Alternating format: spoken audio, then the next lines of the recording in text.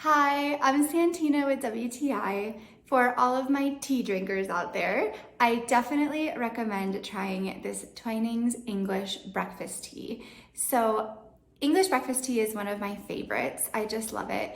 And this brand makes such a good cup. It has a great taste.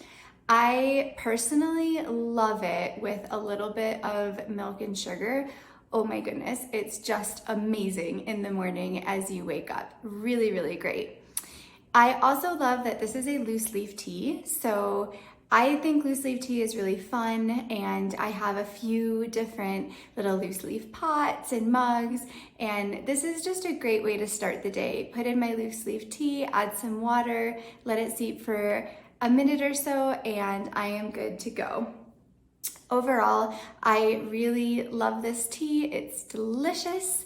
I love drinking it in the mornings, and I really hope that you will as well. So please enjoy, and that's my point of view.